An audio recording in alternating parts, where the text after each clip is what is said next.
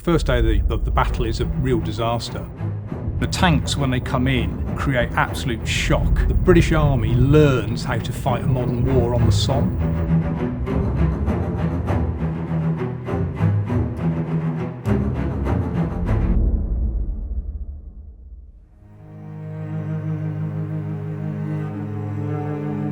Well, the Somme, especially for Britain and British people, is really the defining battle. If anybody knows anything about the First World War, it's the Battle of the Somme.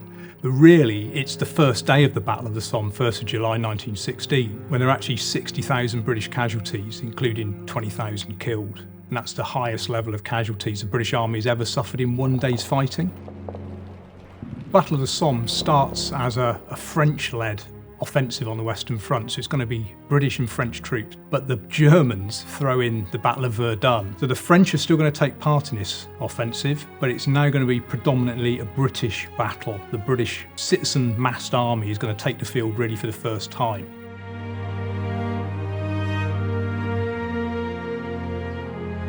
The first day of the battle is a real disaster, mainly because what the British have put all their faith in is the destructive power of artillery. So we've got an 18-mile front the British are going to attack along.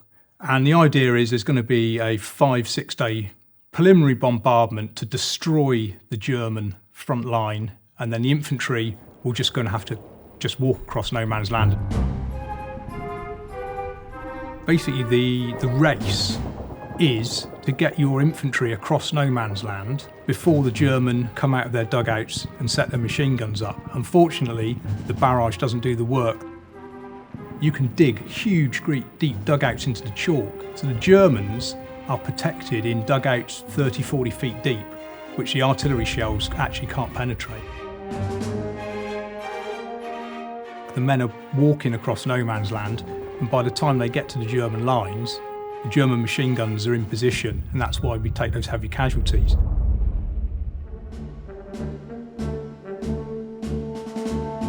I mean, it's a terrible battle to have had to fight, but the British Army learns how to fight a modern war on the Somme. Later on, there are individual, divisional, brigade, and even corps commanders who are bringing in new tactics. Some of them have the infantry actually coming out at night into no man's land and waiting, so that the actual distance they have to cover to the German lines has been reduced. Other commanders are using creeping barrages or different types of barrages. The offensive also served as testing grounds for new weapons of war for both sides. One such weapon was a closely guarded secret.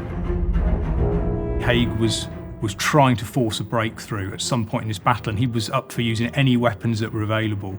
And the tanks, when they come in, create absolute shock to the German defending troops. They're absolutely amazed at these huge armoured monsters crawling across the battlefield. The Somme is a very strange battle. It's very much like a roller coaster ride, in that there are highs where we get it right, and then it followed by troughs where we get it totally wrong. But by the end of the Somme, we're starting to actually learn how to fight this sort of warfare.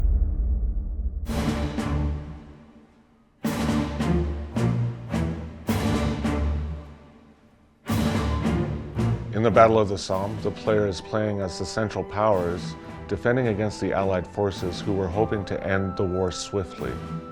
At the start of the battle, the player finds himself defending one of their control points. This control point is separated from the core of their forces.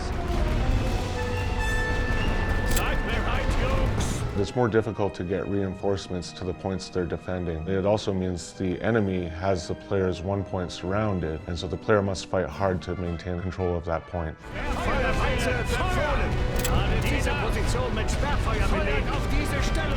As players continue to progress through the mission, they will also unlock the ability to use gas shells as an artillery weapon. These shells are very expensive to use, they cost a lot of supply, but they are very, very effective at getting enemy troops out of their trench positions. When the troops come out of their positions, they are a much more accessible target for your normal artillery shots.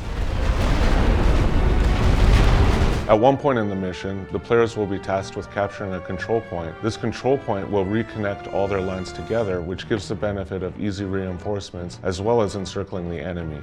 Successfully completing this objective will reward the player with extra resources and forces. During the mission, the British will deploy tanks. The best way to handle this is using elite troops as well as grenadiers and well-placed artillery fire. For the player to be successful in this mission, they will have to control all their control points while maintaining defense against the brutal assault that the Allies brought on.